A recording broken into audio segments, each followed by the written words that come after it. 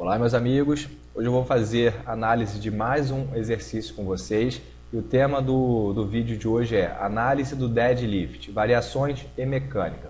Para quem não me conhece, eu sou o professor Léo de Paiva Montenegro e meu site é www.leodepaiva.com.br. Assim como o agachamento, assim como a puxada, o deadlift também é um exercício que apresenta diferentes variações.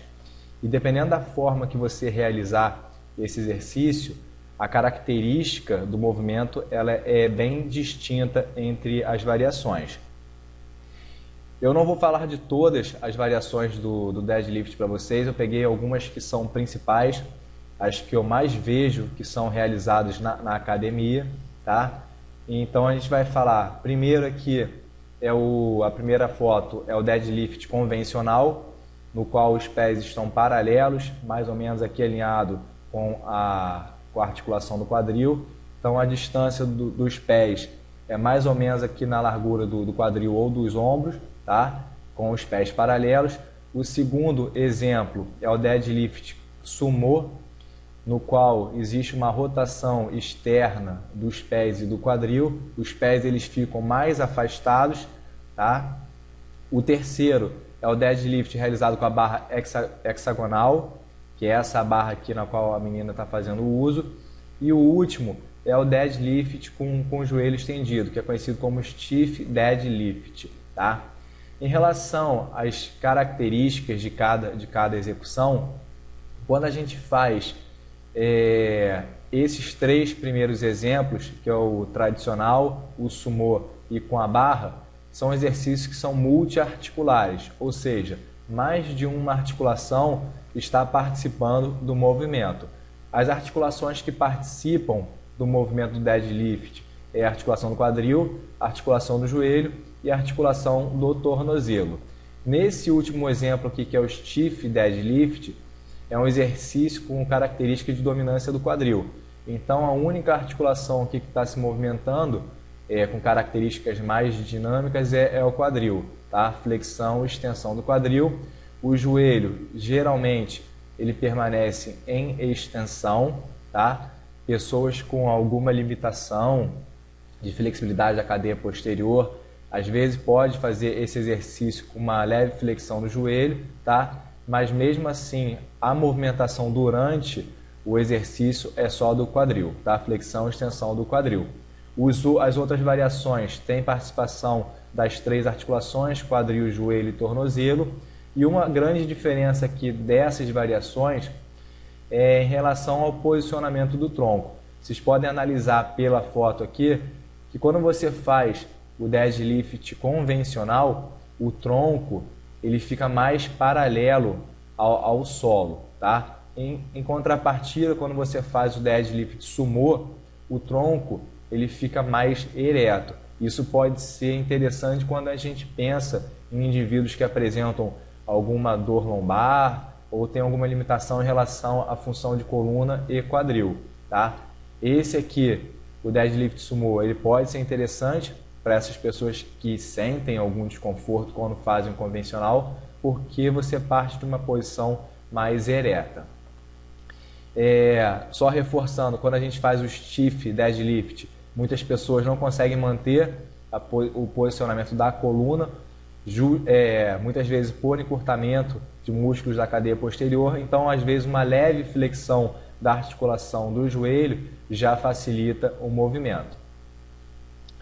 Em relação à anatomia do deadlift, falando mais do convencional, no qual várias articulações participam, a gente tem diferentes músculos da coxa que participam do movimento, a gente tem diferentes músculos da perna que também são ativados durante a sua execução e vários músculos do tronco também são ativados. Então, durante a realização do deadlift, muitos grupos musculares são ativados ao mesmo tempo. Isso se torna extremamente funcional quando a gente fala em relação a recrutamento de grupos musculares, ou seja, vários grupos musculares são recrutados ao mesmo tempo, e a gente fala que se torna extremamente funcional quando a gente fala em relação ao tempo. Se a gente fosse realizar um exercício que isola determinado grupo muscular, a gente precisaria de muito mais tempo para realizar todos os exercícios. Quando a gente faz exercícios com essa característica do agachamento, do deadlift, muitas vezes a gente consegue economizar tempo porque vários grupos já são ativados durante o mesmo exercício.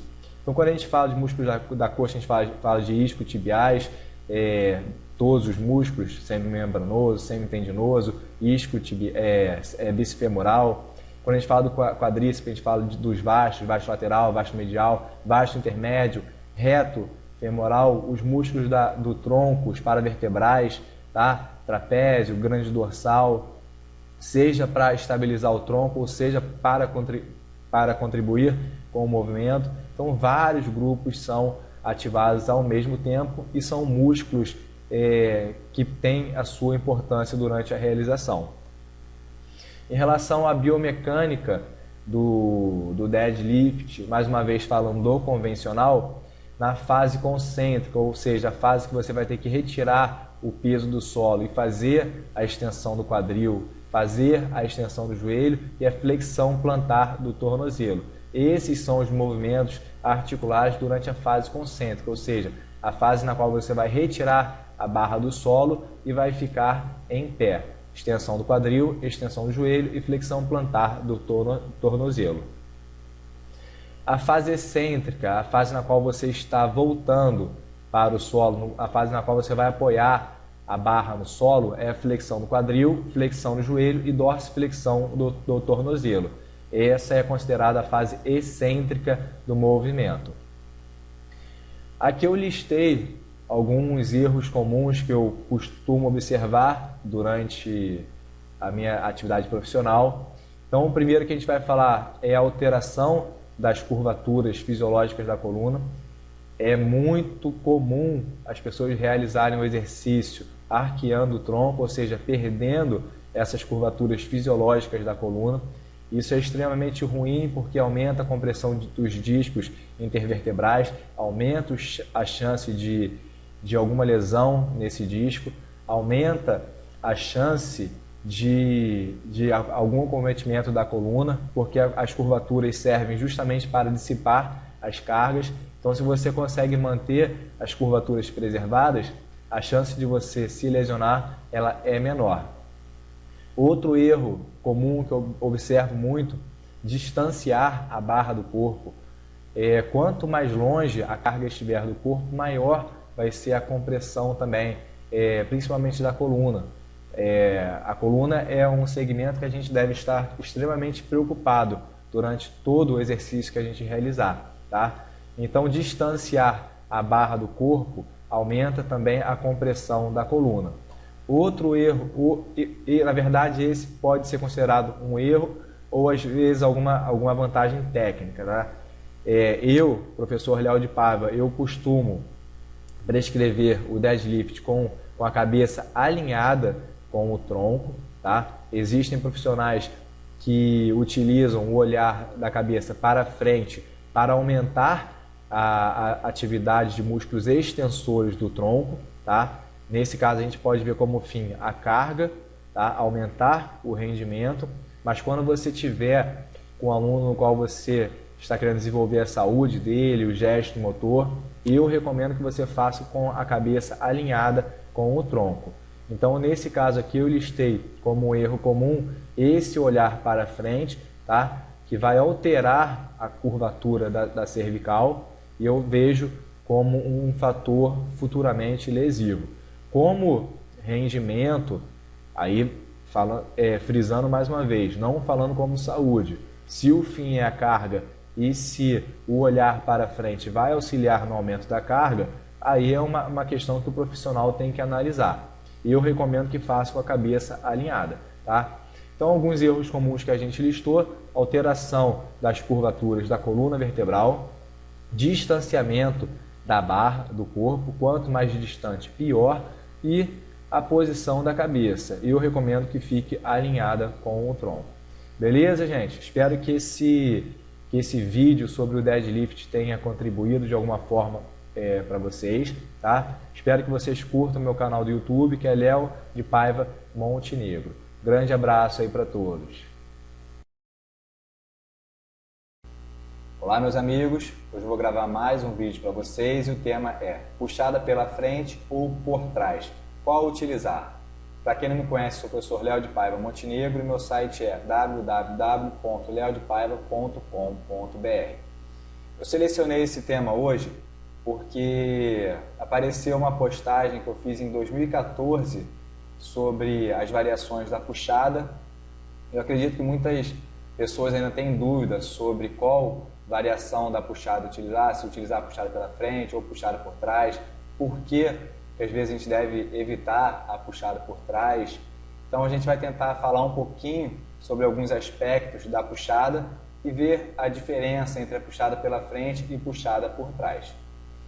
Quando a gente pensa na puxada, basicamente a diferença da puxada pela frente para a puxada por trás é a direção que a barra vai. Ou seja, quando você puxa pela frente, a barra vai passar pela frente, vai passar na região anterior do seu tronco, e a puxada por trás você vai puxar na região posterior do tronco. Basicamente essa é a diferença. Os movimentos articulares são bem similares, adução do ombro, flexão do cotovelo, tem os movimentos da escápula também, a escápula acompanha movimentos de abdução e adução, tá? Só que a puxada por trás, ela tem uma diferençazinha que ela associa um pouco mais a abdução do ombro com a rotação externa. E a gente vai ver que esse movimento de abdução do ombro com a rotação externa, ela tem um potencial de risco de lesão um pouco mais elevado. E a gente vai ver o porquê. Em relação aos músculos que participam desse movimento, basicamente são os mesmos músculos nas duas variações: latíssimo no dorso, redondo maior, trapézio inferior, peitoral maior, bíceps braquial e braquial. Muitas pessoas não sabem que o peitoral maior também participa do movimento da puxada, tá? O peitoral maior, ele também é um adutor do ombro, então ele também é ativado durante a execução, tá? Então, em relação às diferenças das puxadas, uma vai ser puxada na região anterior do tronco e outra na região posterior. Músculos ativados são basicamente os mesmos e algumas particularidades em relação à posição do ombro em relação à abdução e rotação externa na puxada por trás. Quando a gente fala da abdução do ombro associada à rotação externa, a gente fala que ela tem um potencial de lesão aumentado porque ela diminui o espaço subacromial. Então você tem um acrômio, tá? Que é um processo aqui anatômico da escápula, e você tem a escápula que se conecta com o húmero. Então você aqui tem a cavidade glenoide, você tem a cabeça do húmero, essa cabeça do húmero vai se conectar com a cavidade glenoide. E aqui abaixo do acrômio você tem a bursa e tem um tendão do supraespinhoso. Quando você associa a abdução do ombro com a rotação externa, esse espaço subacromial ele é reduzido, dessa forma comprimindo tanto o tendão supraespinhal quanto a bursa. E é por isso que algumas vezes algumas pessoas sentem dor quando fazem esse movimento. Isso também vai variar do tipo de acrômio. Tem pessoas que têm um acrômio mais ganchoso e provavelmente vai sentir muito mais quando faz esse movimento. Então vai depender muito também de quem está fazendo. Se a pessoa já tem um acrômio que é mais ganchoso, quando fizer essa abdução do ombro com a rotação externa, essa compressão vai ser um pouco maior. Então você vai comprimir a bursa, vai comprimir o tendão supraespinhoso e vai gerar dor. Então tem essas variações anatômicas também que podem selecionar quem vai conseguir realizar a puxada por trás ou não. Outro ponto importante é em relação aos acidentes. Várias vezes os cabos dos aparelhos arrebentam, muitas vezes a barra que está sendo movimentada, ela colide com o corpo, e ela, dependendo de qual exercício você fizer, a região que vai sofrer essa colisão, ela pode ser mais sensível ou menos sensível. Então vamos supor que você está fazendo a puxada por trás e o cabo, por algum mecanismo, o cabo arrebente e essa barra ela gere uma colisão com a sua região cervical. A região cervical é extremamente sensível. Se você gerar alguma lesão nessa região, pode ser que algo mais grave aconteça. Então são alguns fatores que pode ser que não aconteçam, mas se acontecer também tem um risco grande associado. E por isso que algumas pessoas falam para que seja evitada a puxada por trás. Então o mecanismo de lesão, de abdução do ombro, mais da rotação externa, comprime a bursa e o tendão supraespinhoso. E caso de acidente, se o cabo arrebentar, vai gerar uma colisão com a região cervical, que não é muito interessante. A gente sempre deve pensar no custo-benefício, quanto que isso vai me custar e qual o benefício que eu vou ter com a escolha do exercício.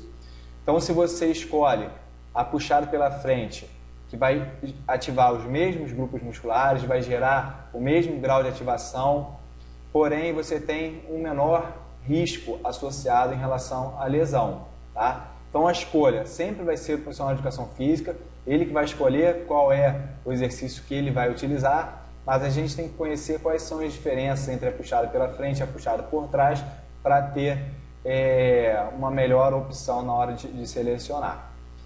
Beleza? Espero que esse vídeo tenha contribuído para vocês. Muito sucesso aí, um grande abraço.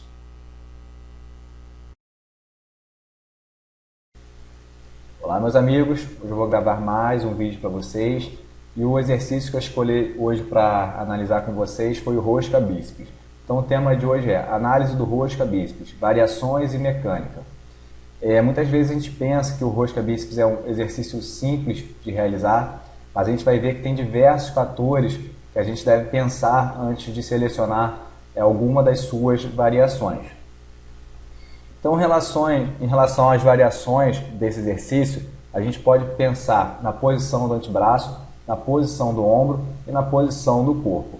Primeiro, fazendo uma análise da posição do antebraço, a pegada ela pode ser uma pegada supinada, que é essa primeira foto aqui, na qual a palma da mão está voltada para frente. A gente pode ter uma pegada neutra, na qual a palma da mão está voltada uma para a outra, e a gente pode ter uma pegada pronada, na qual a palma da mão está voltada para o corpo. Então, em relação à posição do antebraço, a gente tem a pegada supinada, pegada neutra e pegada pronada. Em relação à posição do ombro, quando a gente for realizar o rosca bíceps, tem exercícios no qual o ombro está estendido e tem exercícios no qual o ombro está flexionado. Em relação à posição do corpo, a gente pode fazer o exercício em pé ou pode fazer o exercício sentado. Quando a gente fala em relação da posição do antebraço, pegada supinada, pegada neutra ou pegada pronada, a gente fala que o rádio ele gira sobre a una. Então, sempre o movimento de supinação e pronação é o rádio que está se movimentando sobre a una. Em relação à anatomia do rosca bíceps, os principais músculos ativados são o bíceps braquial, que é um músculo biarticular, ou seja, ele realiza a flexão do ombro e a flexão do cotovelo. O braquial, que é um flexor do cotovelo, e tem um bráquio radial, que é um flexor do cotovelo, um supinador e pronador do antebraço. Então, basicamente, esses três músculos são os músculos que mais participam do movimento de flexão do cotovelo como agonistas. A gente tem diversos outros músculos que participam também, mas com outras funções, como estabilizadores, como sinergistas, como antagonistas. Os principais músculos agonistas são esses três aqui. Em relação à posição do ombro, durante a execução, a gente tem aqui o exemplo do ombro flexionado, tá? Geralmente realizado na rosca Scott ou no banco apoiado. Como a gente viu, o músculo bíceps braquial ele é um músculo biarticular. E o músculo biarticular ele não consegue realizar a sua função com extrema eficiência em duas articulações ao mesmo tempo. Então, por exemplo, quando a gente faz a rosca Scott, que ocorre uma flexão do ombro no apoio, esse músculo ele se torna insuficientemente ativo, porque ele não vai conseguir realizar a sua função com perfeição na articulação do ombro e na articulação do cotovelo ao mesmo tempo. então ele entra em insuficiência ativa. Quando você faz com o ombro estendido, ele tem a sua função normal, porque ele vai atuar basicamente na articulação do cotovelo, fazendo a flexão do mesmo. Então, é uma das primeiras variações que a gente pode analisar em relação à posição do ombro, que dependendo do movimento que você faça, o músculo ele entra em insuficiência ativa, porque ele não consegue realizar a sua função no ombro e no cotovelo com extrema eficiência nas duas ao mesmo tempo. Em relação à biomecânica, o movimento articular basicamente é uma flexão do cotovelo, porque é um exercício uniarticular e é caracterizado pela fase ascendente, ou seja, pela subida.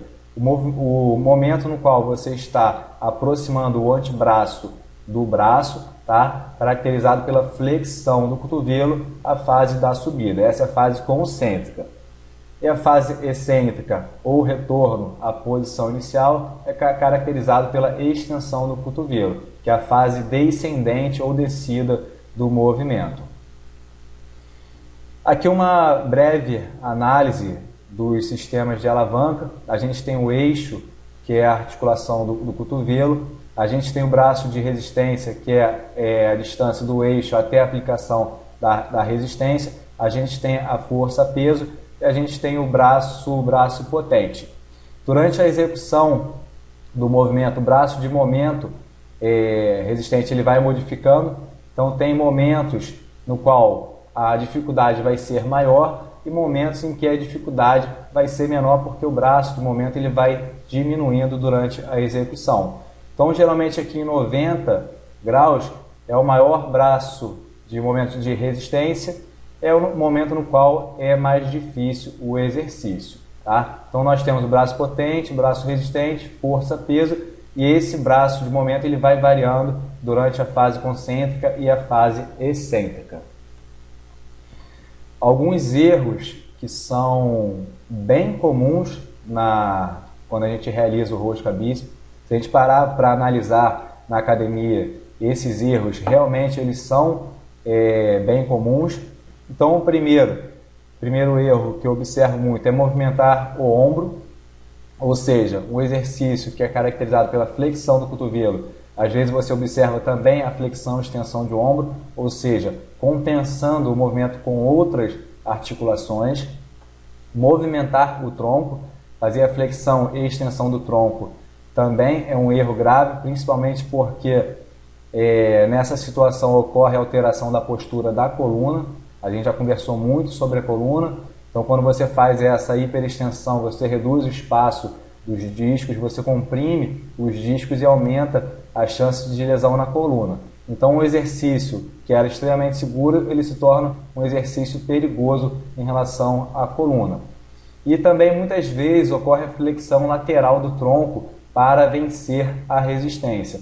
Todas essas alterações mecânicas que a gente faz são alterações mecânicas para compensar a força que o bíceps braquial, que o braquio radial não está conseguindo realizar.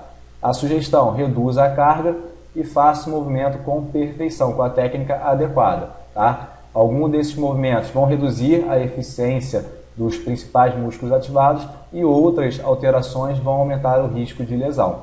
Então são erros que devem ser evitados. Galera, espero que esse breve vídeo sobre a rosca bíceps tenha contribuído aí para vocês. Espero que essa informação vocês consigam aplicar no dia a dia. E se curtam lá o canal do YouTube, sigam lá no Facebook e um grande abraço para todos.